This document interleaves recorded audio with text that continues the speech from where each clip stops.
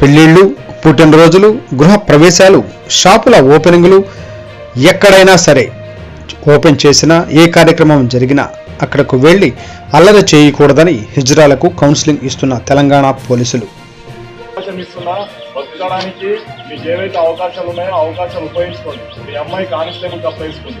మీకు ఇంకేమైనా అవకాశాలు ఉంటే అవకాశాలు తీసుకోండి తప్ప అని ఒకరి ఇంటికి పోయి వాళ్ళ హక్కులను భంగం పరచకుండా మీరు డబ్బులు వసూలు చేసేది కరెక్ట్ కాదు.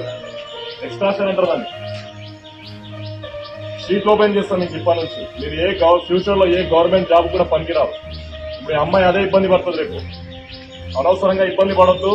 చట్టాన్ని మీ చేతుల్లో తీసుకోవద్దు. పోలీసు వాళ్ళు ఏం చేయాలి ఇంకా మంది వస్తా అంటే నాకు కూడా గ్యాంగ్ ఉంది. ఇంకా మా పోలీస్ పవర్ ఉంది కదా, పెన్నే పెడతా. కొట్టాలంటే మాకు కూడా లాఠీ తీసుకొని కొట్టవచ్చు. Friendly policing ఎవరికది? మంచి ఉన్న వాళ్ళకి మాత్రమే ఫ్రెండ్లీ పోలీసింగ్. చట్టాన్ని ఎవరు చేతిలో తీసుకున్నా కొట్టే పవర్ ఉంది. మినిమం ఫోర్స్ యూజ్ చేయమని కోర్టులో చెప్తున్నాయి. అర్థమైందా? కొట్టడం మాకు పెద్ద సమస్య కాదు. మీరు లేపితే మేము కూడా లేపుతాం.